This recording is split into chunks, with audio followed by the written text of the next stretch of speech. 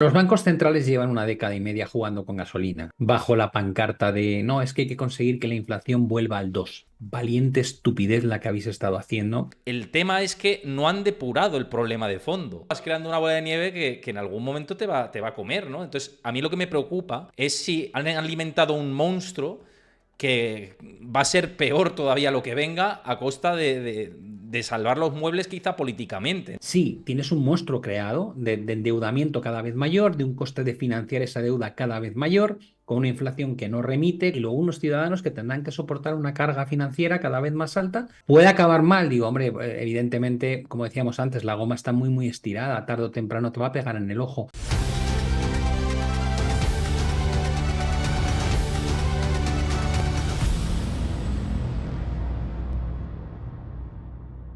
Antes de ver el vídeo al completo, recuerda darle a like, suscríbete a mi canal si te gusta este contenido y déjame tu comentario, que lo estoy esperando. Bueno, y por aquí con todos nosotros, como todos los meses, y siempre un placer contar con él, y más un día como hoy, que estamos con una maratón auténtica, casi 3 horas llevamos ya, y vamos a completar 4 cuando terminemos la charla.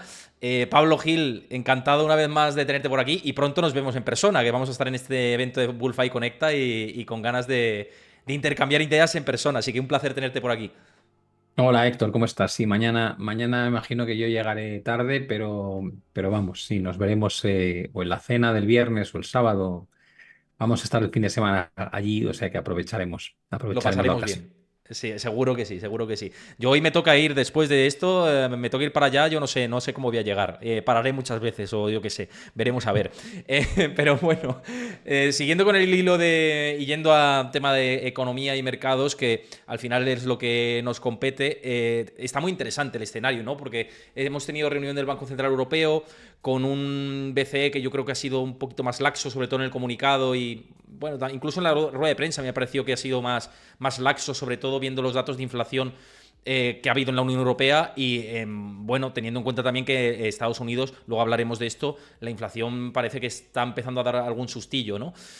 Pero ¿cómo estás viendo la situación de Europa, ¿no? Porque aquí estancamiento económico, dificultades, no queda mucho margen y está el dilema de o bien bajamos tipos y a ver qué pasa, pero vamos a ver qué ocurre también con el lado de la geopolítica, la inflación y como bajemos mucho los tipos de interés, igual se nos vuelve a disparar, ¿no? Yo creo que tiene un problema de susto o muerte Lagarde y la directiva del BCE. No sé tú cómo lo ves. Sí, yo creo que la primero que detectas en la forma de hacer las cosas el BCE ahora es que todavía se están lamiendo las heridas de 2021 y 2022, ¿no? Cuando decían que la inflación era transitoria y se escapó hasta el 9 y pico por ciento. En aquel momento se la jugaban haciendo pronósticos futuros. De hecho, decían, no, esta inflación no es un problema, es transitorio y se les ha juzgado duramente por eso. Y ahora cuando se les pregunta es, no, no, reunión a reunión y dato a dato. A mí no me vas a meter otra vez en la dinámica de que haga un forward guidance, como decíamos antes. eh, y el único que se ha atrevido a hacerlo ha sido realmente Powell. Y igual le explotan la cara, porque en diciembre, enero estaba diciendo 3 bajadas de tipos y ahora, viendo los últimos datos de inflación en Estados Unidos, hasta es dudoso que pueda realmente bajar tipos en junio. En el caso de Christine Lagarde, pues tiene argumentos a favor de suavizar la política monetaria porque no crecemos nada hace más de un año y el estar ahí flirteando con la recesión es un problema. Y lo que ha dicho yo creo que ha sido muy interesante, ¿no? Porque ha venido a reconocer que hasta 2025 no espera que volvamos al 2%, que no va a ser un movimiento lineal eh, y que, bueno, aunque no ha querido reconocer cuánto, pero evidentemente la subida del 10% del precio del petróleo en las últimas semanas, pues probablemente va a suponer una dificultad, ¿no? A la hora de seguir con una evolución razonable en tasa interanual. Y luego ya podríamos hablar de los efectos base, que tenemos 2 meses todavía de noticias buenas y a partir de ahí cambia el panorama de forma radical. Pero fíjate que y ya centrándonos, eso en Europa, pero centrándonos en Estados Unidos, donde la inflación ha sorprendido al alza y hoy el dado el PPI ha aguantado, pero es verdad que a mí me ha sorprendido que lo veía de José Luis Cárpatos, al que le mando un abrazo de nuevo por aquí, que parece ser que han restado el precio de la gasolina un menos 3 y pico por ciento por factores estacionales, cuando el precio real de la gasolina ha subido un 6%. Es como un maquillaje ahí que no sé por qué en realidad. Seguramente tenga explicación, pero yo de momento no la encuentro, ¿no? Pero independientemente de todo esto, el dato del IPC yo creo que marca otro camino, ¿no? Llevamos 3 meses consecutivos ya de subidas, un 0,4% mensual en este último dato de marzo, y con ese 0,4% mensual, si se repitiera ya no un 0,4, sino un 0,3% de aquí a los próximos 3 meses, la inflación se nos vuelve al 4% por encima. Papelón para la Fed esto, no sé qué opinas. Sí, la realidad es que cuando tú miras la inflación, no, o sea, mirar la inflación en términos interanuales es una auténtica estupidez, ¿no? Porque al final, yo siempre pongo el mismo ejemplo, estará la gente harta de escucharlo, ¿no? Pero yo engordo 10 kilos, luego engordo 5 kilos, luego engordo 2 kilos y cuando lo miras en tasa interanual dices, Pablo está adelgazando. Y digo, "Ah, por favor, Pablo se está poniendo como una pelota. Lo que pasa es que engordas cada vez menos. Y ese es el problema de mirar la inflación interanual, que no te da una realidad de lo que está pasando. Entonces, cuando tú miras la inflación intermensual, que es como varía mes a mes, descubres que la tendencia al alza en la inflación en Estados Unidos hace 7 meses que ha comenzado a nivel general y hace 4 meses a nivel subyacente. Y que esas lecturas, que además también aquí lo digo porque todos, sucumbimos, ¿no?, al uso de la estadística y a mí me hace gracia porque el otro día estaba preparando un análisis de la inflación y claro, me di cuenta y digo, 0,4, no es 0,4, es 0,358, es decir, al final le quitamos un Mm. decimal y ajustamos, si es por encima de 0,355 es 0,4, pero claro, estamos en un juego de números tan importante que decir, hombre, no redondees, ¿no? Al final, ten en cuenta estas cosas.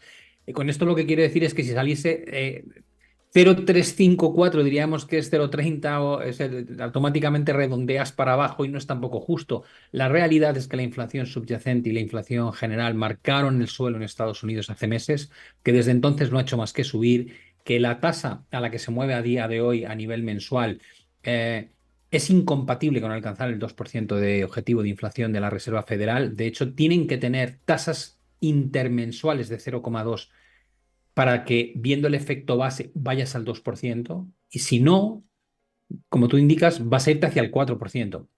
Y cuando tú tienes inflación al 4% y a la vez tienes un mercado laboral en pleno empleo y tienes una economía que todavía sigue creciendo por encima del 2% cada trimestre, y tienes un consumidor que no da síntomas de agotamiento aún, ¿qué diablos haces bajando los tipos de interés cuando además vas a reducir el programa de QT para solventar un problema de liquidez en el mercado? Para mí, Powell se ha equivocado de cabo a rabo, ¿no? Cuando mandó un mensaje dovish que lo único que generó fue una relajación brutal de las condiciones financieras que ha provocado este sobrecalentamiento económico y la inflación de activos que hemos visto en inmobiliario, lo hemos visto en las bolsas, lo hemos visto en criptomonedas y en todo tipo de otros activos, con lo cual me da la sensación de que si el BCE está con problemas, la Reserva Federal todavía tiene más a la hora de justificar lo que quiere hacer. Sí, esto es como lo que se solía decir, ¿no? Houston, tenemos un problema. Yo creo que los dos bancos centrales tienen un apretón, y ya si comentamos el Banco de Japón es para otro capítulo aparte, ¿eh? Pero es tremendo, ¿no? Lo de los bancos centrales. Fíjate, me llamaba la atención hoy Lagarde, que le decían que si tenía en cuenta las decisiones de la Fed, y casi que se ha picado un poco, ¿no? Diciendo, no, no, nosotros seguimos nuestros datos, nos centramos en lo nuestro, y los modelos que seguimos nos centramos en la evolución de la eurozona. Pero claro, yo decía, hombre, algo tienen que seguir lo que hace la Fed por la importación de la inflación vía divisa, ¿no? El comportamiento del dólar les tiene que afectar bastante. Obviamente estaba en su papel de decir esto, pero claro, ¿tú ves en un contexto en el que el BCE baje y la Reserva Federal se espere con esto? Porque antes hablaba con Pues Gustavo Martínez, que los dos conocemos, y decía, no, no, no, la Fed será la que marque tendencia. No sé tú qué opinas. yo creo que el BCE no necesita los errores de la Fed para cometer los suyos propios. Han demostrado. Los bancos centrales llevan una década y media jugando con gasolina, llevan manipulando el mercado en Europa con tipos de interés negativos cuando había crecimientos del 2,5-3%, bajo la pancarta de no, es que hay que conseguir que la inflación vuelva al 2. Ahora visto en retrospectiva, uno ve eso y dices, valiente estupidez la que habéis estado haciendo, generando una bolsa de 18 billones de bonos en tasas negativas, lo único que ha hecho es fomentar el endeudamiento, ¿no? Bueno, han sido tantos errores los que se han cometido, pero en todo en pro de lo mismo, ¿no? Generar un efecto riqueza a base de la revalorización de activos financieros. Algo que favorece a los que más tienen, que son los que tienen activos financieros. Tú y yo tenemos activos financieros, pero la gente que no llega a fin de mes y que no encuentra una casa asequible, lo último que tiene son inversiones en bolsa. Con lo cual, la política de los bancos centrales nos favorece a gente como nosotros en detrimento del resto de la gente que tiene pues, una condición económica peor. Una vez dicho eso, el concepto de no me importa lo que le ocurra a Estados Unidos, digo, no, te tiene que importar mucho lo que le ocurra a Estados Unidos y lo que te ocurra, lo que le ocurra a China y lo que le ocurra a Japón y lo que le ocurra a Reino Unido, porque al final dependes del crecimiento global, porque vivimos en un mundo todavía globalizado, donde el comercio exterior importa un montón y por eso importa tu tipo de cambio. Porque si el petróleo sube mucho y tu euro se debilita, importas inflación, que es lo último qué quieres ahora mismo. Por otro lado, ganas competitividad exterior en el comercio, lo cual favorece a países como Alemania. Es decir, claro que todo esto importa. Otra cosa es que ellos quieran minimizar la situación y hablar en términos de independencia, ¿no? Yo soy independiente y hago lo que considero que es correcto. Digo, bueno, tú no eres independiente porque tú dependes de la opinión de los gobiernos y de alguna manera te has convertido en un instrumento que usan los gobiernos para financiarse a unos precios ridículamente bajos. Y si no, que le pregunten a Mario Draghi, cuando dijo lo de whatever it takes para salvar el euro, para financiar a España, Italia y Portugal y para mantener tipos de interés negativos y bonos hasta el 10 años en el caso alemán en tasas negativas durante años para que pudiesen financiar crecimiento económico en base a deuda. Por tanto, en mi opinión, vivimos en un mundo que es una auténtica pantomima por parte de gobiernos y reguladores, como pasa con con el Banco Central Europeo y la Fed. Y para que te hagas una idea de este tipo de pantomima, leía un artículo hoy que me ha parecido muy curioso que decía que Fitch le ponía en rating, en revisión negativa el rating de la deuda soberana china, porque calculaba que en 10 años iba a duplicar su endeudamiento. Y digo, perdón, digo, no lo, o sea, eso es una estimación. La realidad, el que ha duplicado el endeudamiento es Estados Unidos. Digo, y no he visto que le bajéis el rating de manera sustancial, ¿no? Ante lo que está haciendo con el déficit fiscal. Por tanto, la verdad miro el mercado o miro la parte, digamos, macro y de lo que comunican este tipo de individuos con un punto de sal, como se suele decir en el mundo anglosajón, ¿no? Sabiendo que hay más teatro que realmente contenido que pueda ser utilizable, puesto que las decisiones, más allá de lo que hacen en el mismo momento que lo comunican, son completamente flexibles y pueden cambiar sin ningún tipo de reparo de aquí a junio o de aquí a julio. Pero si es que es un despropósito, Pablo, que lo hemos comentado muchísimas veces. Tienes a un banco central que cuando se le dispara la inflación dice que es transitorio, después que no es transitorio, después que subo los tipos de interés un poco y luego mucho y luego los tengo más altos por más tiempo, después que el repunte de la inflación es un bache en el camino, textual de Powell en la última conferencia de prensa. Ahora parece que, bueno, filtrado por Nick Timiraos, periodista de Wall Street Journal, que sí que les ha preocupado a la Fed el último dato de inflación porque no se esperaban el supercore de servicios repuntando a los niveles del promedio de los 3 meses que está teniendo el supercore de servicios, que es la inflación más pegajosa. Entonces, ¿qué credibilidad va a tener una entidad que dice que te va a retirar liquidez, pero que luego no se sienta con el tesoro a decirle, oiga, ¿usted qué hace? Que es que haciendo lo que está haciendo, me está poniendo la zancadilla, porque no voy a controlar los precios. Pero, ¿cómo vas a controlar los precios si te están inyectando billones de dólares constantes vía deuda y generando, ojo, dato empleo muy fuerte? Sí, antes has dicho el mercado laboral, pero ¿cuánta gente en Estados Unidos tiene 3 trabajos, 4 trabajos? Claro, es un dato de empleo fuerte a costa de una precariedad mayor y de una temporalidad del empleo que nos está llevando a un oscurantismo. Vale, no hay recesión, pero estamos comparando un empobrecimiento, ¿no? Entonces, Bueno, y la inflación oficial dista años luz de lo que pagamos los ciudadanos, ¿no? exacto. Esto es una cosa que yo, por ejemplo, yo que llevo una hoja de cálculo desde hace muchos años con todos los gastos de colegios, de luz, de agua, seguros, etcétera, comida, yo veo mi inflación impactada en mis cuentas y comparo con la inflación general y me entra la risa. Digo, ¿dónde puedo firmar la inflación oficial, por favor? O sea, yo quiero esa inflación. No sé de dónde se la sacan, porque desde luego no es la real.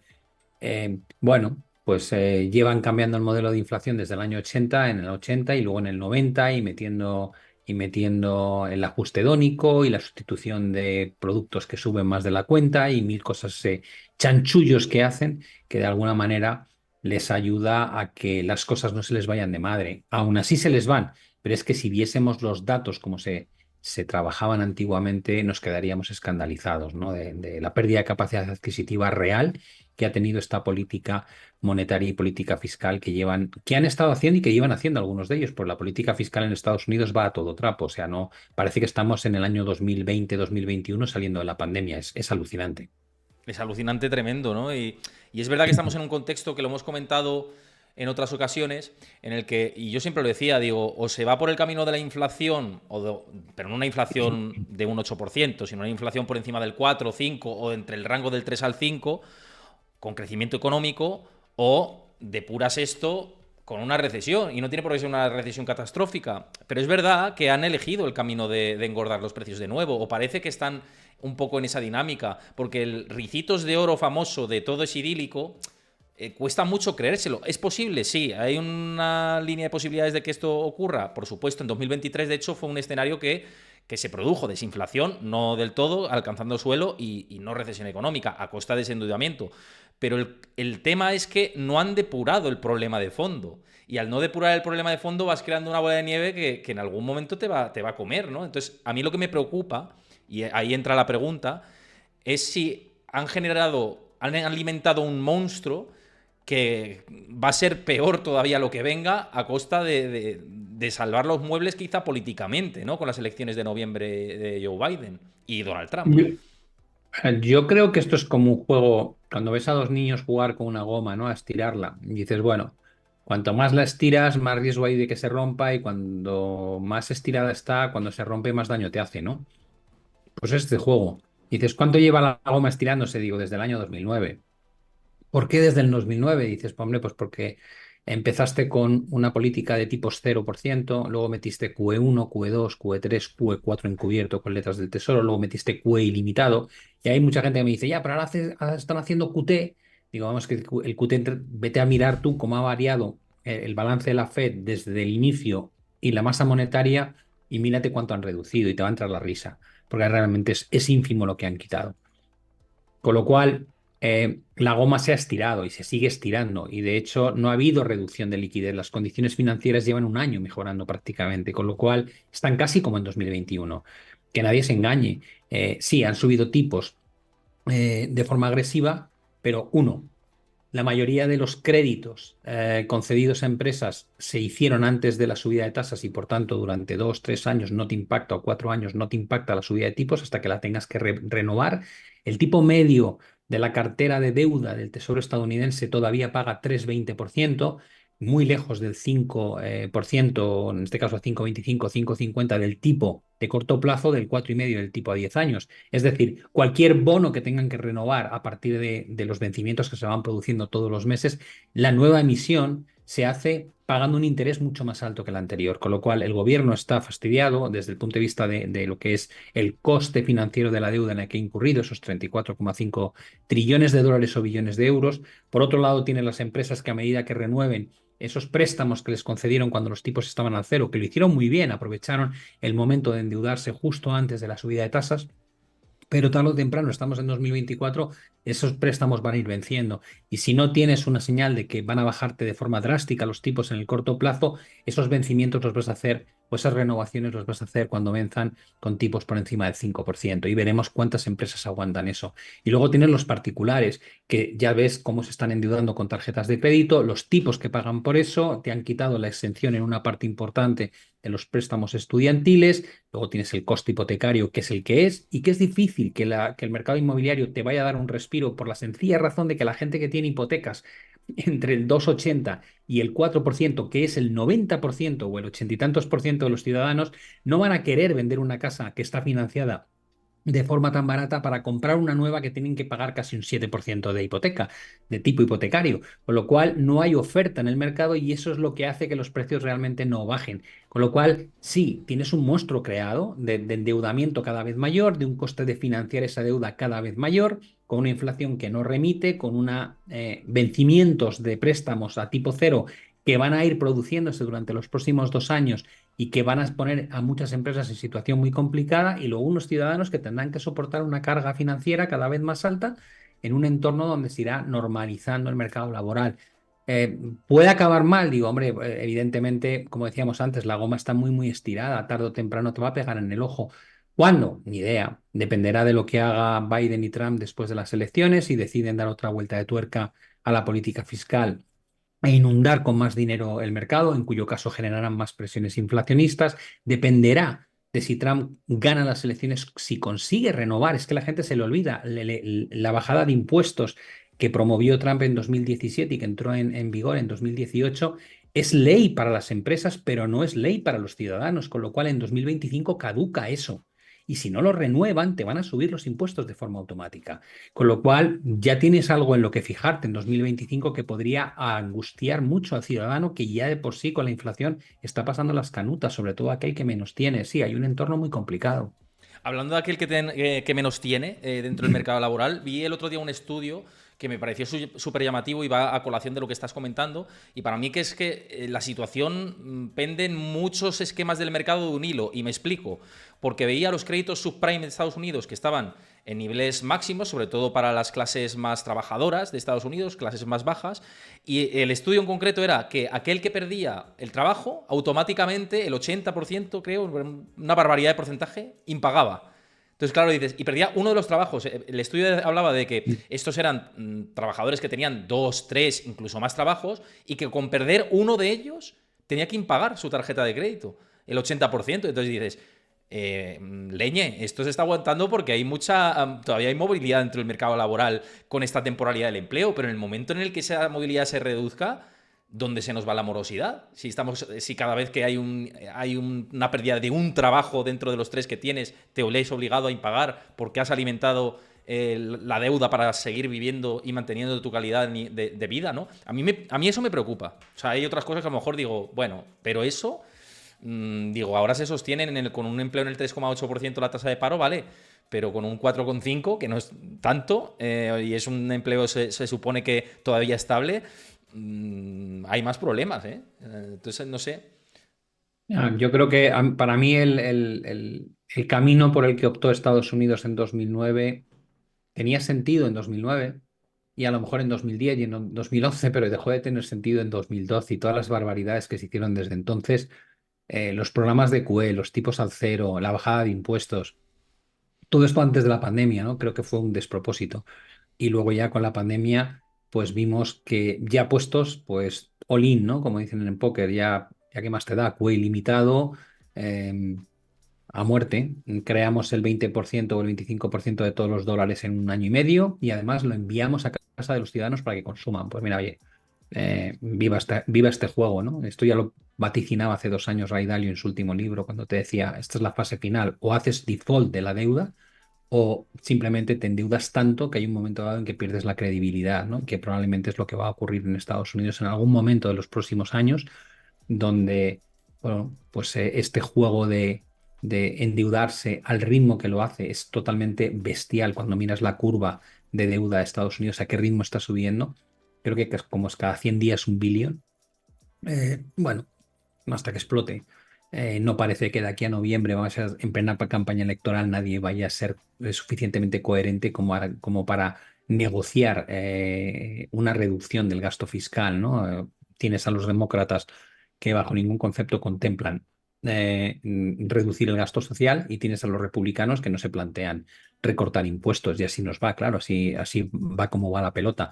Así que bueno, personalmente sí, te diría que el panorama no es precisamente halagüeño.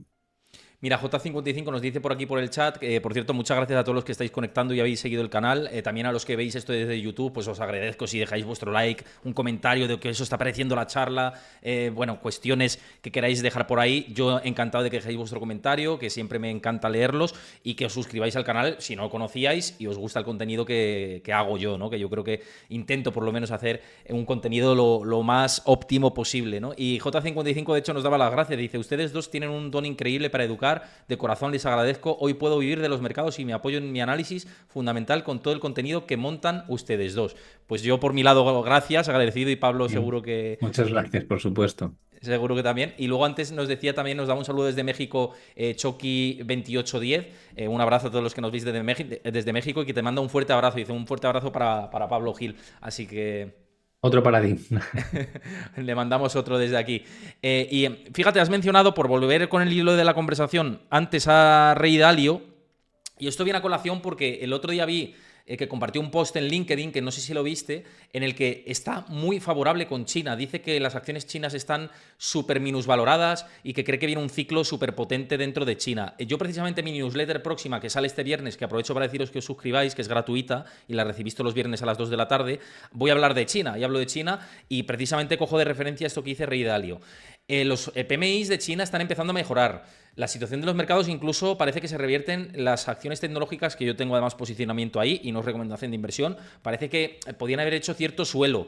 China ha sufrido mucho ya, pero es verdad que si hay un país o una región que puede recuperar después de pasarlo mal con los estímulos monetarios que están metiendo, es China. ¿Para ti ya crees que vienen los brotes verdes en la economía china? Aunque es una frase que no gusta decir en España, ¿no? Por la connotación que tiene. ¿Pero crees que sí que viene ya la luz al final del túnel en China? Yo creo que los PMIs han salido mejores de lo esperado en términos de servicio y en términos de manufactura. Eh, Hemos visto lo que es la producción industrial también mejorando más de lo previsto.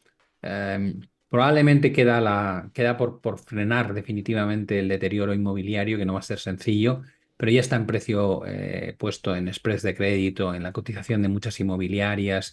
Ya hemos visto realmente cómo muchas de ellas se han ido casi a cero, con lo cual yo llevo ya un año diciendo que China es probablemente un caso de libro de capitulación donde se han marchado todos los inversores extranjeros, donde todo lo que lees es negativo en los artículos de Reuters, de Bloomberg.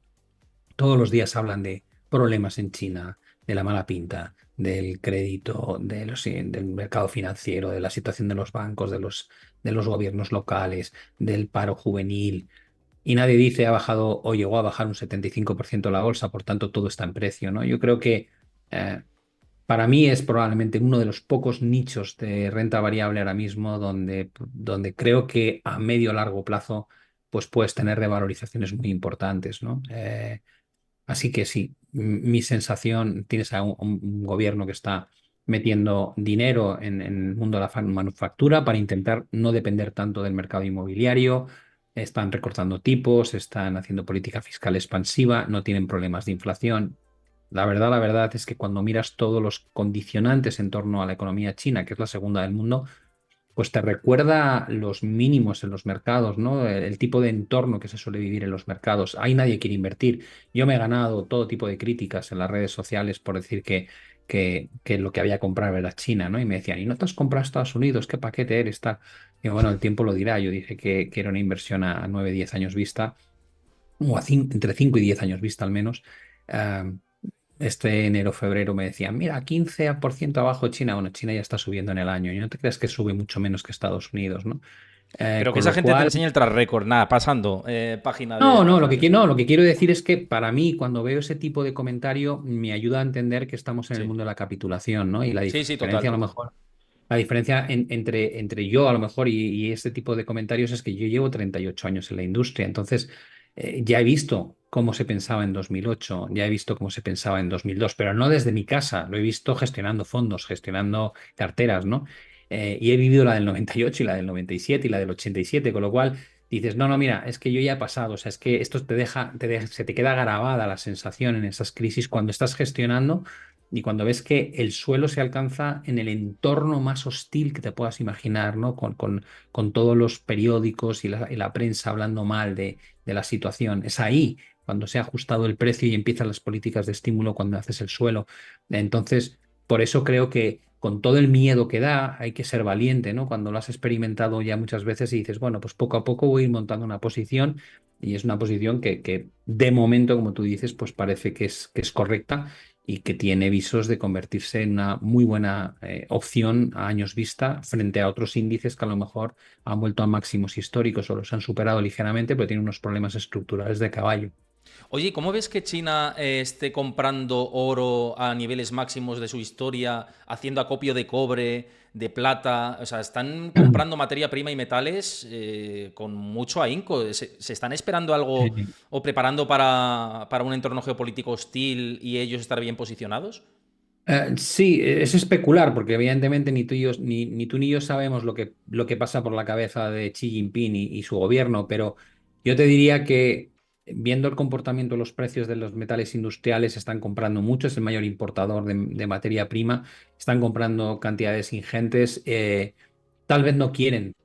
Si se complica la situación geopolítica, no quieren tener que depender del suministro de estos materiales cuando se estropean las líneas de distribución. Ya lo vivimos con el COVID y el entorno geopolítico está muy complicado, ¿no? Se espera una inminente respuesta de Irán al bombardeo de Israel en la embajada de Damasco, en un área que es un polvorín ya desde que comenzó la guerra entre Israel y Hamas. Y bueno, puede afectar no solamente a petróleo y otros productos energéticos, sino también en general a materia prima que viene de países lejanos, ¿no? Con lo cual ese es un motivo. El oro creo que es tal vez sea otro motivo, ¿no? Yo si fuese China, te diría, cómprate todo el oro que puedas y hablo en plan estratégico, ¿no? Y le digo, y en tu pulso contra Estados Unidos por sustituirle como primera potencia mundial, tienes una tarea brutal que hacer y es liberalizar el yuan, dejar de controlarlo y darle un respaldo suficientemente grande como para que si tú representas un porcentaje altísimo del comercio internacional, no tiene sentido que tu divisa solamente represente el 3% del comercio internacional. Tienes que conseguir lo mismo que ha conseguido Estados Unidos, que casi todas las transacciones se hagan en su moneda. Y eso no es fácil. Con lo cual la tienes que liberalizar y mi idea, desde luego, sería decirles, respáldala con oro. Métele un respaldo físico. Ninguna otra moneda fiduciaria tiene ahora mismo respaldo físico y eso hace que pierda capacidad adquisitiva a una velocidad de vértigo. Digo, atrévete, vuelve al patrón oro con tu moneda. Atrévete a En hacerlo. realidad, Pablo, es lo que están haciendo ya en el último año y pico, y India igual, ¿eh? Va por esa misma dinámica. Los dos países así regionales de Asia se están posicionando muy fuerte en decir, oye, vamos a respaldar nuestra moneda con metales y con oro más en particular. Y están comprando mucho oro suizo, los dos, ¿eh? O sea, es tremendo. Sí, lo que pasa es que India está a años luz de China, ¿eh? Sí, Mucha sí, gente sí, me sí. dice, no, es la nueva China. Digo, sí, no digo, no, dentro de 15, 20 años o 25 a lo mejor lo es, ¿no? Ahora mismo está a años luz. Con lo cual, realmente el candidato a echarle un pulso a Estados Unidos es China, ¿no? Y tiene ahí ese problema de eh, oscurantismo, de poca, vamos, oscurantismo sobre todo para el mundo occidental, ¿no? Porque luego ves cómo se ha extendido China o ha extendido sus brazos y sus influencias por África, por Latinoamérica y por el resto de Asia y dices, tal vez es que pensamos muy a la antigua, ¿no? Seguimos pensando los europeos, los americanos, los japoneses que somos el ombligo del mundo y no lo somos ya, ¿no? Hace mucho tiempo que el G7 no es el ombligo del mundo, sino que son los BRICS. Dices, bueno, ya, eso habría que verlo. Digo, no, no, en términos de PIB ya son ellos. Y en términos de población también. Y en términos de población joven, entonces no es que sean los más, es que nos sacan 10 cabezas. Y en ese mundo nuevo de los BRICS, China tiene muy buenos aliados. Tiene a Rusia como aliado y tiene a los países de Oriente Próximo y tiene probablemente el motor. Igual que lo fue Asia hace 30 años, el motor de dónde fabricas barato, ese motor va a ser África. Y es ahí donde han entrado. Con lo cual, cuando lo miras en plan estratégico, creo que denota mucha inteligencia, ¿no? Y, y bueno, creo que nos vamos a llevar grandes sorpresas durante la próxima década, ¿no? De dónde se colocan los pesos pesados del mundo hoy respecto a lo que va a ser después. Ya sabemos que Europa ha perdido de forma brutal preponderancia en el mundo y que cada vez pintamos menos y probablemente la tendencia vaya peor. Cada vez pesemos menos y Estados Unidos, que ha sido el gran líder del imperio durante los últimos 150 años, pues no sería nada raro que empieza el declive, ¿no? Y lo veamos con nuestros propios ojos. Dice NK Mart que si hay opción de que se respalde con Bitcoin también por parte de los bancos centrales. Hombre, yo creo que es muy antítesis del Banco Central esto, ¿eh? Por lo menos de lo que han manifestado con sus declaraciones, ¿eh? No, yo Vamos, no lo que no creo. lo sé. Tienes un experimento de la CDBC en China que va más avanzada que ningún otro país del mundo por la sencilla razón de que es el gobierno el que tiene el control de imponer este tipo de cosas y sin que nadie lo pueda cuestionar. Eh, y, y no veo que tenga ningún sentido para ellos fomentar un respaldo en algo donde no tienen control. El mundo cripto, de alguna manera, de lo que se jacta es de estar fuera del control de los lobbies de poder que llevan dominando el mundo tantos años, ¿no? Los bancos centrales, los gobiernos, el sector financiero en general, a grosso modo Wall Street, ¿no? ¿Para qué vas a montar un nuevo proyecto y lo vas a respaldar con una tecnología que no controlas, con una moneda que no controlas? No tiene sentido. El oro lo pueden controlar, claro que lo pueden controlar, comprando, siendo los grandes poseedores del oro, pueden controlar el valor que tenga ese metal, porque la oferta del oro, sabes que sube, creo recordar, hablo de memoria, un 2% anual, ¿no? De Mm, lo que se va encontrando. sí. Pero es una oferta que no es como el dinero fiat, que lo puedes hacer incrementar un 20% en un año si te apetece dándole a la maquinita. Aquí no. Entonces, tienes algo que a efectos y a ojos de la industria y del mundo lleva con nosotros toda nuestra existencia. El oro es parte de lo que es la historia del ser humano, ¿no? Y sabes cómo se ha comportado en distintas fases de guerras, de depresión, de problemas geopolíticos. Con lo cual es menos experimento, ¿no? Esto otro es tirar una moneda al aire sin saber realmente si te va a salir rana o no. Ya nos lo dirá El El Salvador, tiempo. ¿no? Que Sí. acuñó el Bitcoin como moneda. Efectivamente. Bueno, cerrando este capítulo y pasando a otro tema, que quiero tocar algunos otros cuantos, también estáis ahí en el chat a vuestra disposición para que vayáis comentando, ya lo sabéis, y también los comentarios activos si lo veis en diferido en YouTube, como he dicho antes. Pero ahora, pivotando a mercados, y en concreto Wall Street, mencionabas antes Wall Street como referencia, ¿no? Que tenemos siempre dentro de los mercados.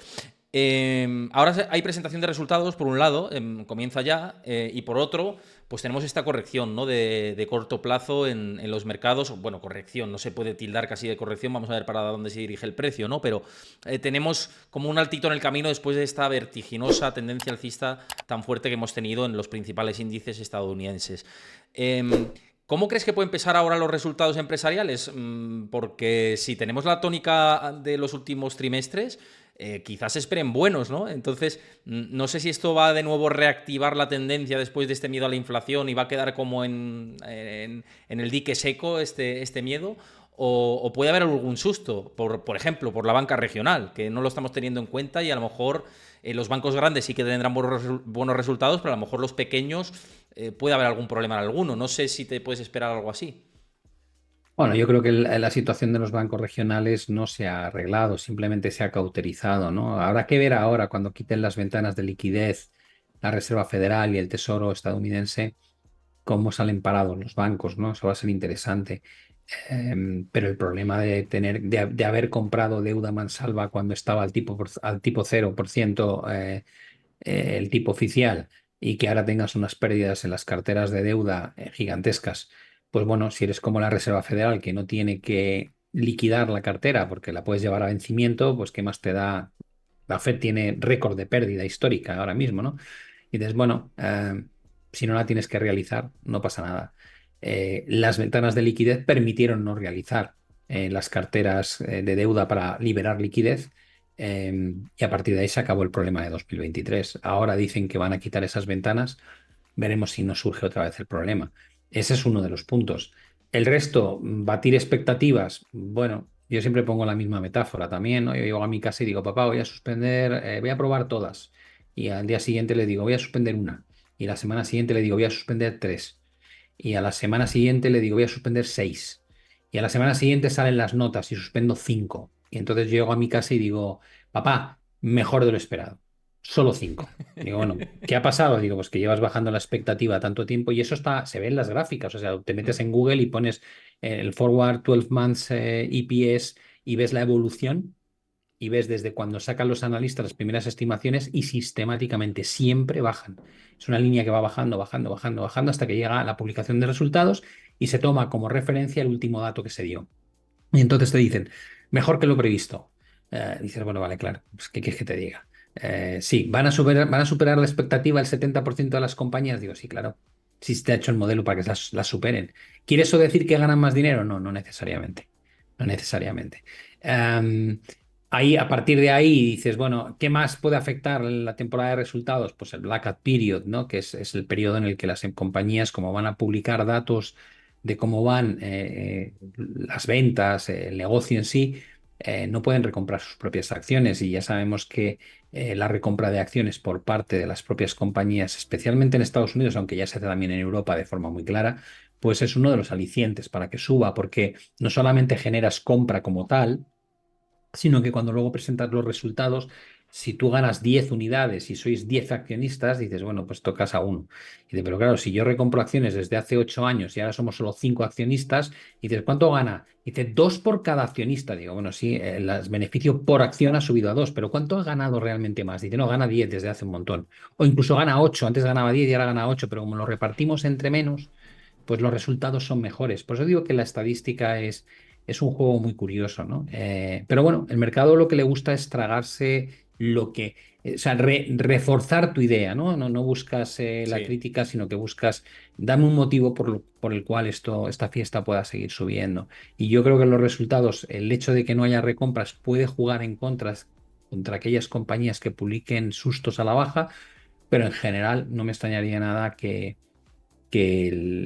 el número grande parezca que se bata expectativas. Aún así, yo creo que es un momento muy satisfactorio para que haya una corrección, ¿eh? O sea, no, eso no quiere decir, yo creo que va a haber una corrección, que lo que hemos dicho, lo que hemos visto es el comienzo de la corrección solamente. Me ha encantado la analogía de las notas, ¿eh? Esta nota la había escuchado y la verdad que es muy ilustrativo y es que es verdad, es que el mercado genera Ujú. expectativas tal cual con esa comparativa, o sea, me parece muy interesante.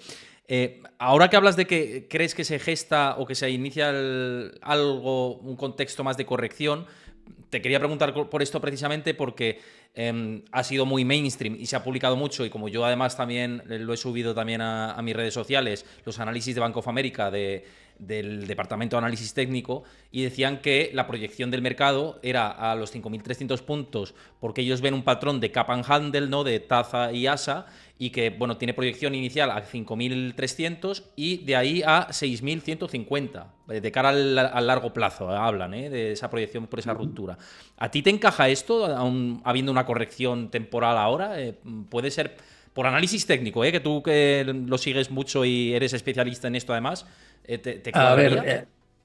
yo creo que hay dos como suele pasar cuando analizas, depende un poco en la parte donde te centras, ¿no? Eh, por el lado de estructura gráfica, tienes estructuras que apuntan hacia recorridos más altos, ¿vale? Tanto en el SP como en el Russell 2000, como en el IBEX 35, por supuesto en la bolsa china. em, pero luego te vas a lo que son las señales que detectas en los indicadores y ahí lo que te encuentras son saturaciones muy graves desde el punto de vista semanal y mensual, con divergencias triples en indicadores tipo oscilador mensual. em, y bueno, dices, ¿qué va a poder más, no? Al final yo creo que va a depender, o sea, no nos engañemos, a veces complicamos mucho todos los temas de análisis, ¿no? Y dices, buscas cuáles son los pilares que justifican un movimiento y a veces los movimientos se justifican por un tema de liquidez, ¿no? Dices, ¿cuánta liquidez inyectas al mercado? Así de sencillo, ¿no? Y dice, la gente dice, bueno, ¿se ha drenado liquidez? Digo, no, no se ha drenado liquidez. Has encarecido parte de la liquidez con la subida de tipos, pero como hemos dicho, la política fiscal ha sido infinitamente más potente que la subida de tipos de interés y además de eso has tenido tenías tales reservas creadas en la en el Banco Central de Estados Unidos, que es la Reserva Federal, por parte de fondos monetarios, por parte, hablábamos de 7 billones, ¿no? Por parte de bancos que han salido esos 2,5 billones y se han ido directamente a comprar deuda que ha mantenido un poco la financiación del tesoro. Todos esos movimientos de liquidez, cuando los agregas, descubres que el mercado ha nadado en liquidez durante todos estos años, desde el año 2020, ¿no? Y mientras eso no se vaya, mientras esa liquidez siga aumentando o manteniéndose, pues probablemente tiene sentido pensar en que la valoración de la bolsa o los argumentos técnicos no van a ser del todo lo que van a marcar la tendencia, ¿no? máxime en un entorno donde la gente se ha acostumbrado a un mercado alcista durante casi 15 años. Por tanto, yo te diría que aquí el gran problema, que enlaza un poco con la pregunta que me hacías al principio de si puede haber o no una situación complicada en el futuro. La pregunta es, ¿va a surgir alguna situación que ate de pies y manos a un banco central y a un gobierno para que no puedan seguir haciendo lo que están haciendo? Es decir, ¿hay algo que pueda bloquear ese soporte que ha sustentado la apreciación de los activos de riesgo más allá de los fundamentos, cuando te miras el gráfico de Warren Buffett de capitalización bursátil respecto al tamaño de la economía, te das cuenta que esto no refleja la economía ya. Y dices, bueno, tú lo has dicho, una de ellas es una inflación que persistentemente se sitúe en torno al 4% y que no te permita más que mantener una política monetaria muy restrictiva, el paso de unas elecciones donde no sabemos el resultado, pero que en un momento dado vuelva a cierta cordura y diga, no, no, se acabó lo de ampliar el techo de deuda, se acabó los programas fiscales expansivos en pleno crecimiento económico. Y a partir de ahí, cuando quites eso, que es lo que ha sustentado realmente la apreciación de las acciones y de los índices, dices, ¿ahora qué? ¿Qué va a pasar ahora, no? Eh, bueno, pues yo creo que es algo que nadie lo sabe, ¿no? Y tampoco sabemos el tema geopolítico y eso afecta mucho a las previsiones de inflación. Em, Me creo cualquier cosa. O sea, yo ahora mismo lo que hago es intentar no estar en aquellas jugadas en las que me parece que el riesgo no compensa el retorno. O sea, doy por hecho que el SP puede seguir subiendo y a lo mejor se ven esos niveles, pero a mí el riesgo en el SP no me compensa.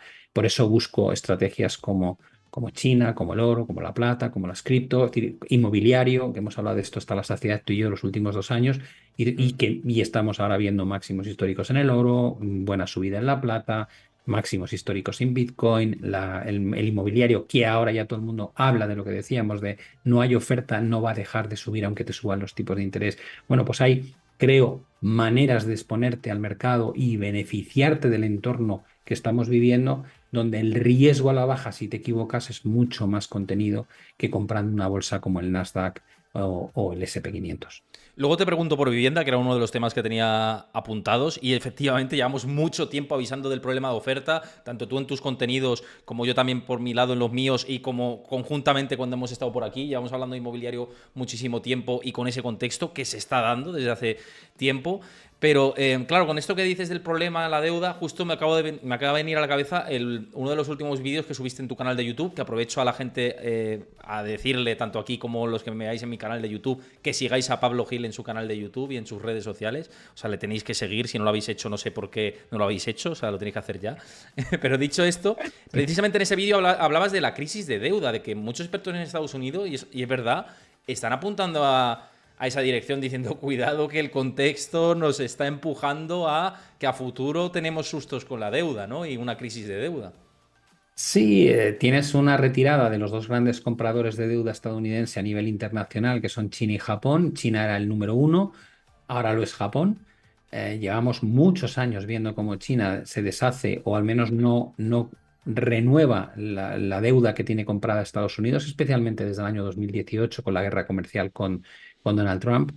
Eh, y luego Japón, ¿no? Y en Japón la gente no lo entiende porque dice, hombre, es que el bono japonés te paga 0,50 o 0,70 y en el bono americano un 5 y pico. Digo, ya, pero es que tienes que tener en cuenta lo que ha pasado con el yen. Y para el inversor japonés que compra deuda estadounidense, casi todo lo que gana vía deuda por tipo de interés más alto lo pierde por tipo de cambio, lo cual le obliga a cubrir la divisa, que no es sencillo. El inversor japonés está deseando poder meterse a comprar sus propios bonos, aunque paguen muy poquito, porque llevan acostumbrados más de 15 años a que no pagaban nada. Con lo cual, es probable que lo que veamos a medida que se tensiona las condiciones crediticias en Japón y los tipos suben un poco más y el bono paga un tipo de interés un poco más alto, es que buena parte de la demanda de activo conservador dejará de estar en Estados Unidos, es decir, el japonés dejará de comprar deuda estadounidense para comprar deuda nipona.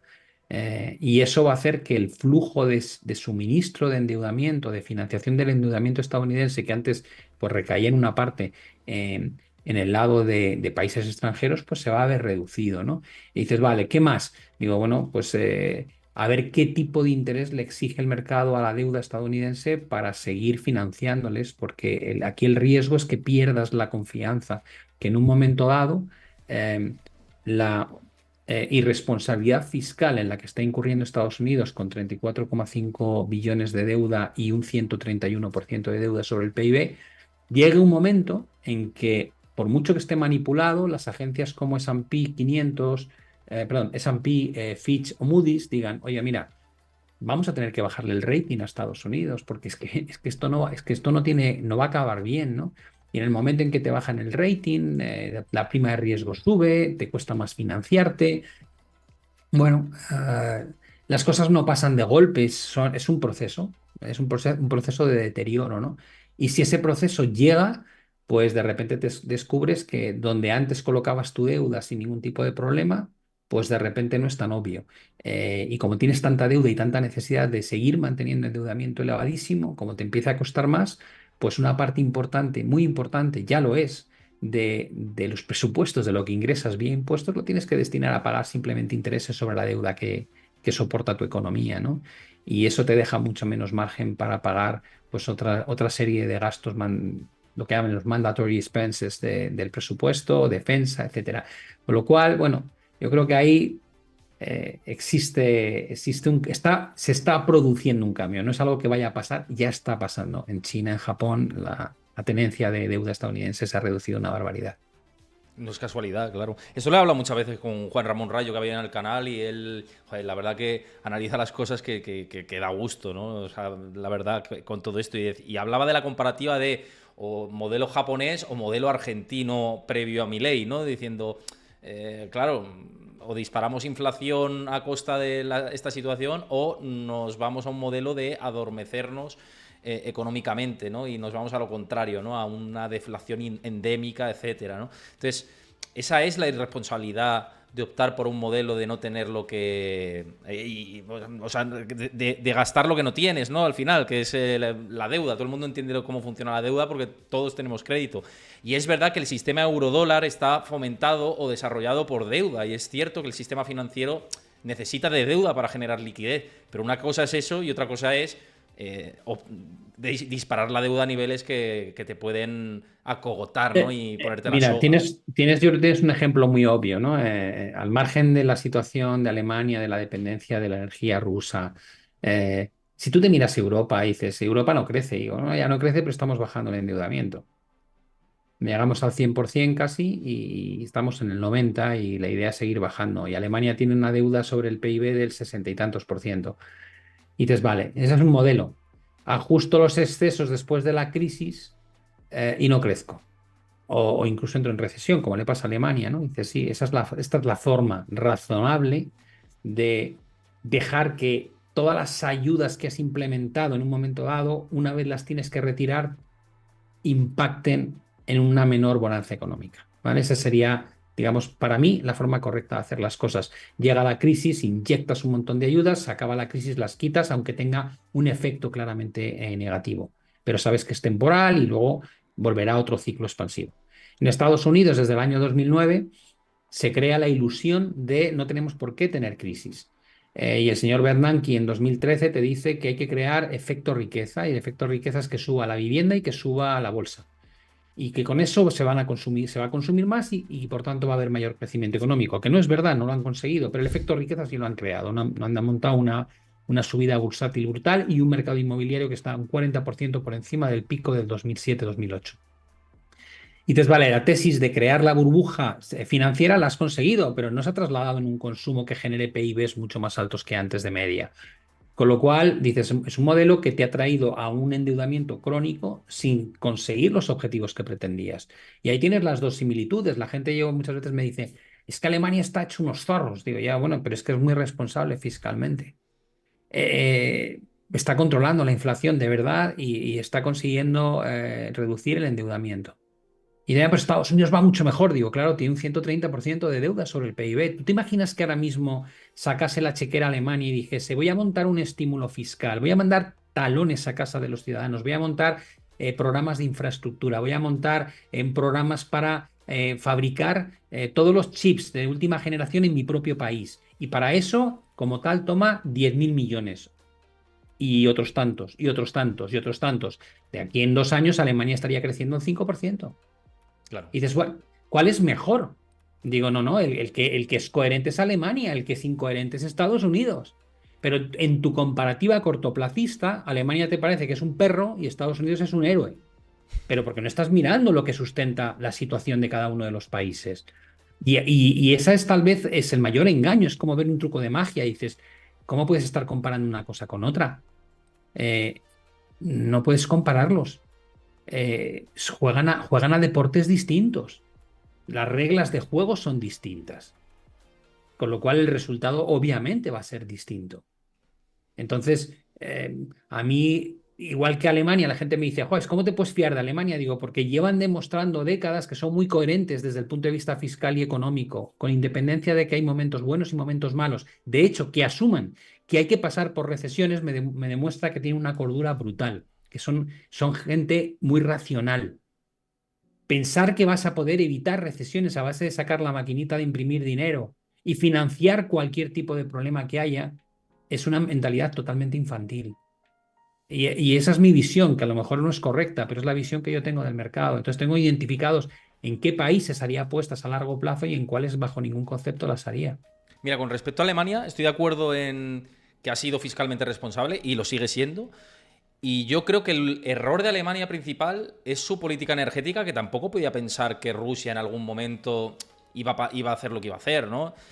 Pero es Toda la verdad que no dependencia, diversificar, ¿no? A nivel energético el pool de dónde te llega la energía y optar principalmente por Rusia, yo creo que esto se ha demostrado que es un error. Y ya no solo eso, sino compaginar eso con el cierre de nucleares.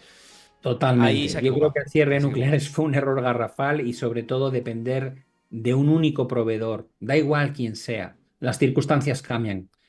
Cuando tienes una dependencia tan brutal de un único proveedor, corres un riesgo enorme, ¿no? Dicho de paso, nosotros tenemos una gran dependencia ahora de Estados Unidos como proveedor de gas natural, ¿vale? De gas natural licuado.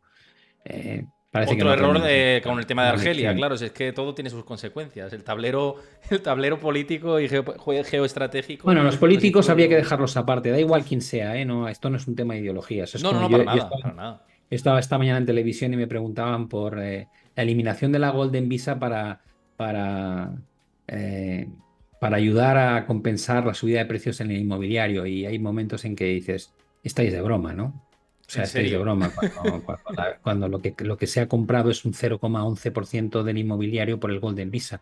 Pero bueno, da igual, te lo contarán en el telediario hoy, te dirán que es un movimiento muy importante. O cuando escuchas a alguna ministra que te dice que pide a los ciudadanos españoles que sean consecuentes con la crisis que hay en el inmobiliario y concedan pues alquilar o vender sus casas a un precio más bajo del que lo hacen por el bien de la sociedad. Digo, hombre, sí, ya puestos, ¿por qué no bajáis un poquito los impuestos, ¿no? Que tenemos la mayor carga fiscal de los últimos 4 años en España.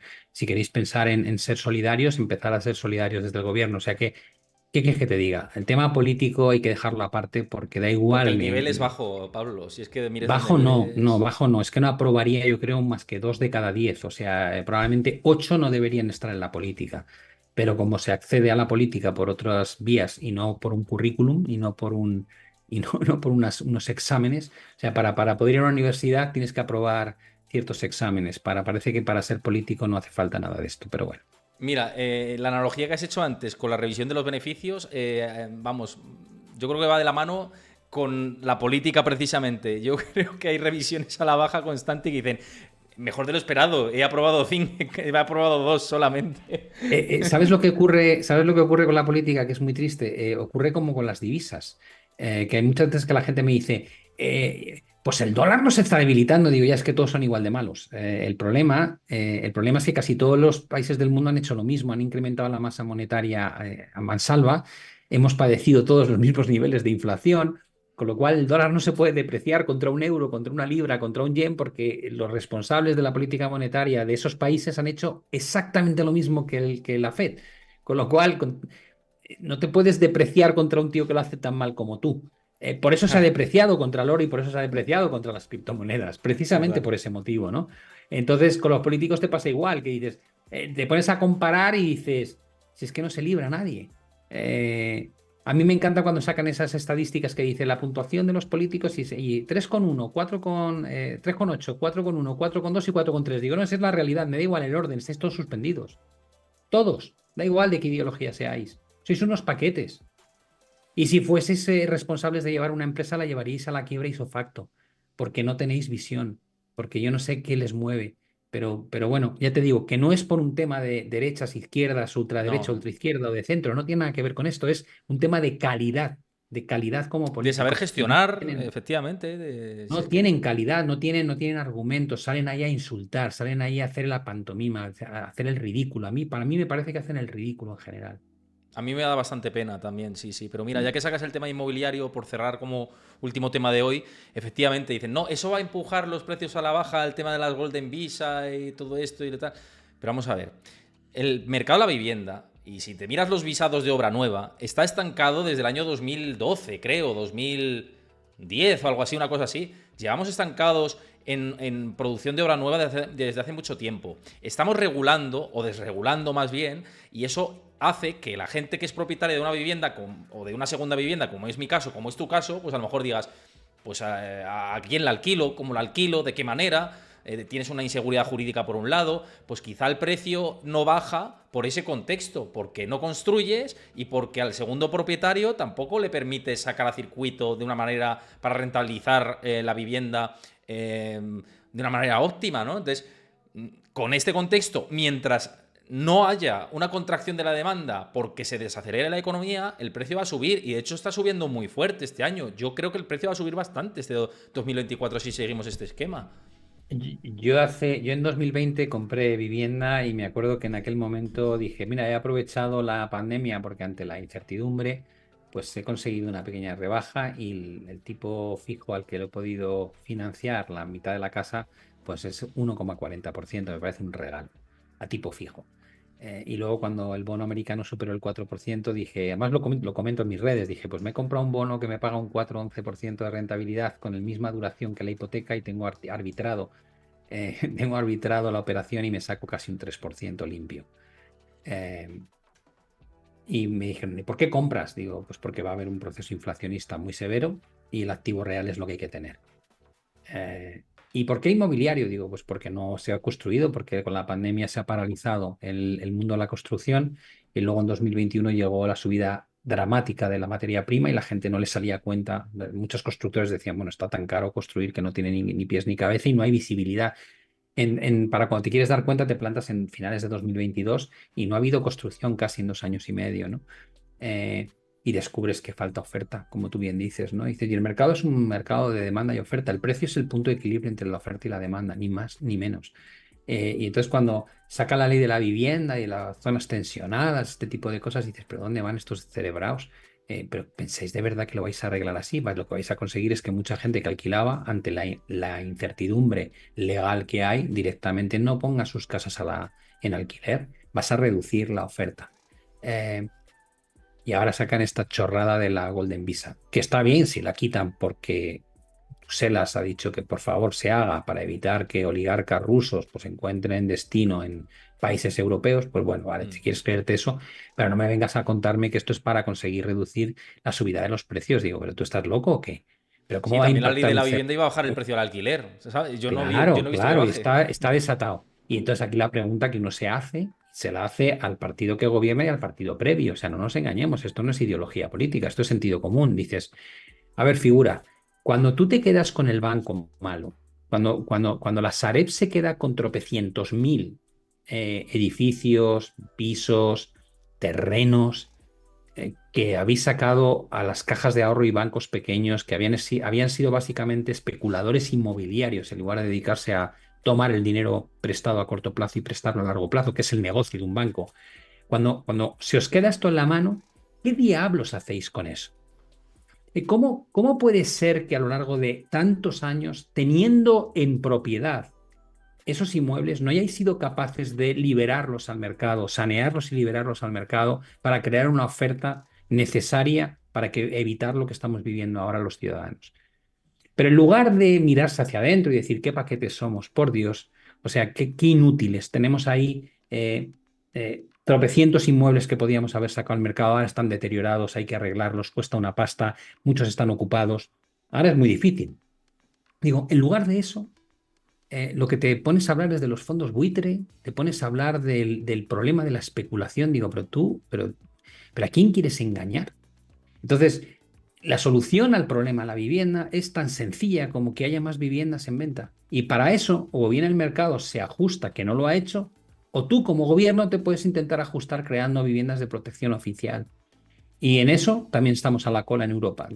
Creo que son 4 países que menos viviendas de protección oficial tenemos frente a la media europea. Creo que estamos en el 2,5, la media europea es un 9 y pico. Bueno, también estamos dando una lección de lo mal que se pueden hacer las cosas.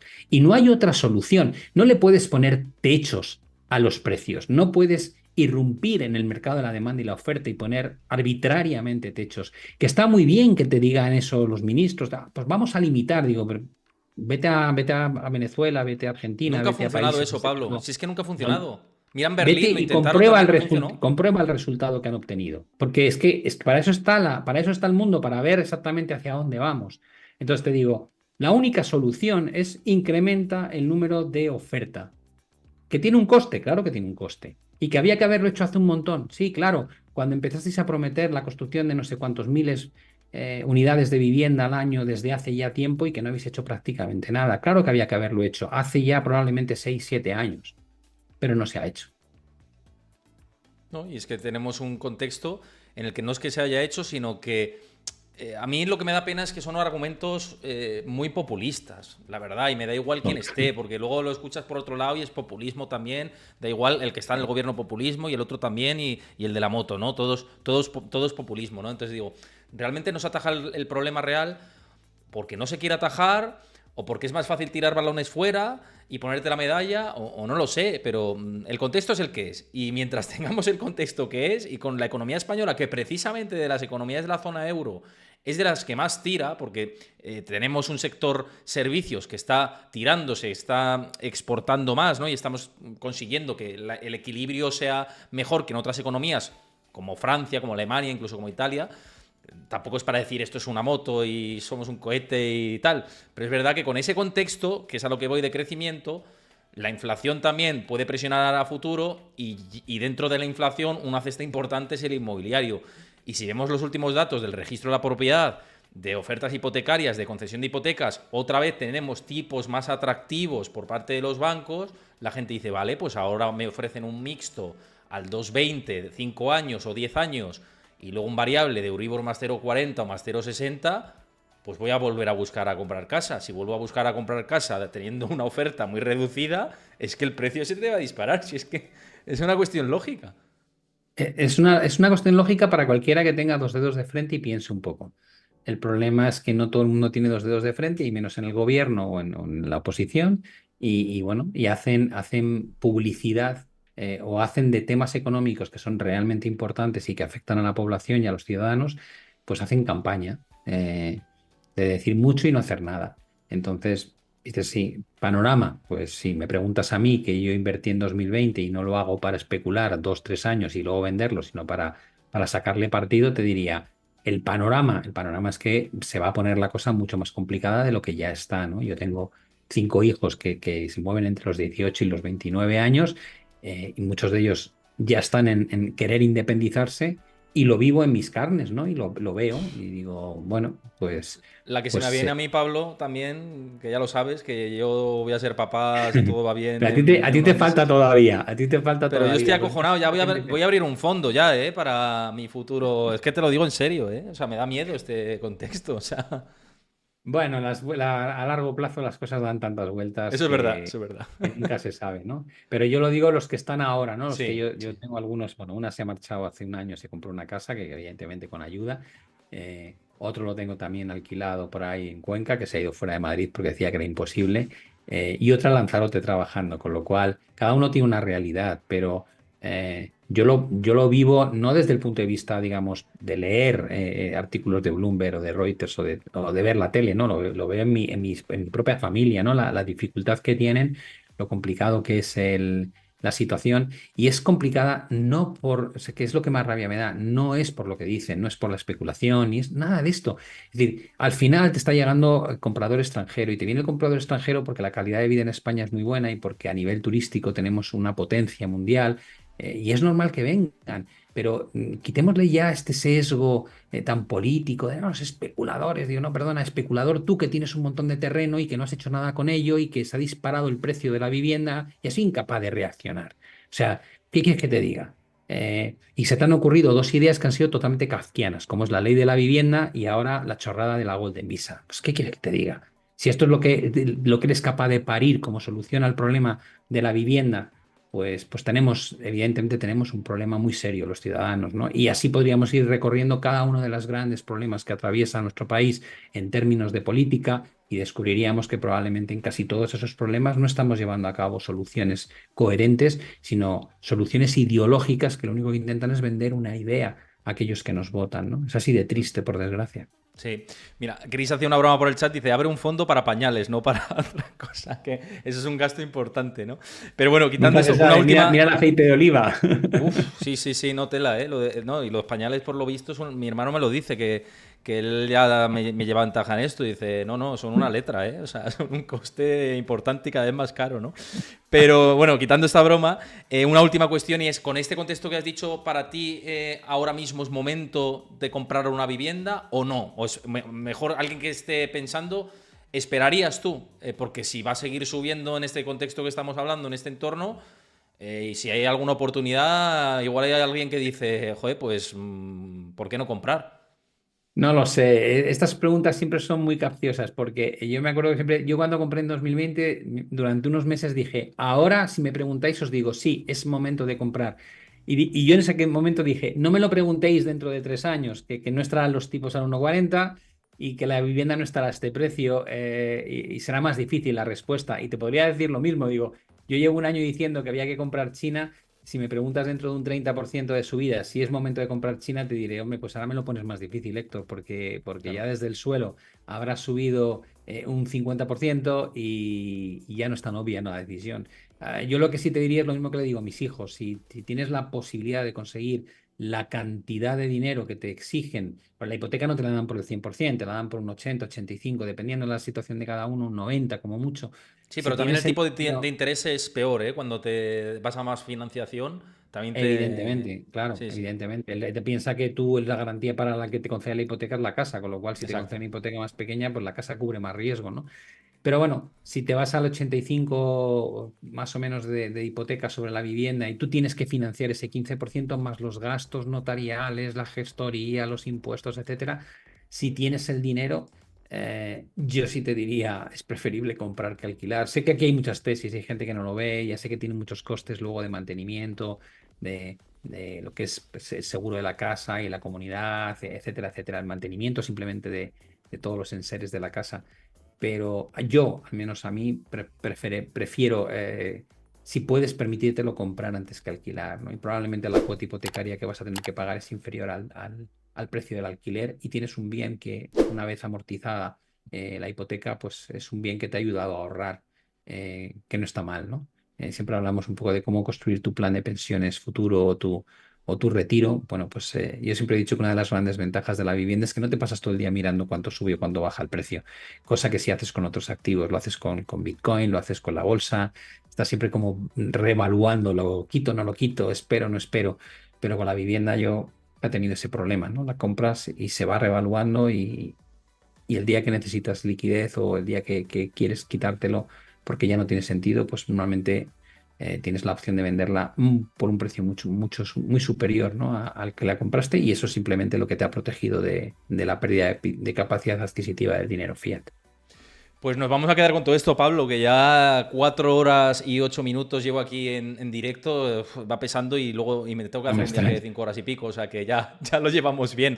Que un placer, como siempre, muchísimas gracias a todos los que habéis pasado por el directo, a todos los que habéis seguido el canal, os habéis suscrito, también a los que lo veáis desde YouTube. Agradezco, como he dicho antes, que dejéis vuestro like si os ha gustado esta charla, que sigáis a Pablo en sus redes, por supuesto que también. Y nada, que nos vemos. Os anuncio la parrilla de la próxima semana en mis redes mañana. Ya sabéis que vamos a estar por Asturias. Pablo también va a estar por allí. Yo tengo la ponencia mañana a las 3:30 de la tarde y luego una mesa redonda el domingo en el evento de Bullfy Conecta. Y bueno, pues ya os contaremos insights de ese evento, que seguro que lo pasamos fantásticamente bien. Lo dicho, Pablo, que muchísimas gracias a vosotros también y nos vemos pronto. Nada, un placer estar aquí, saludos a tu audiencia y nada, aprovechad el contenido de Héctor que está muy bien y es una manera muy buena de estar al tanto de lo que va pasando en el mundo.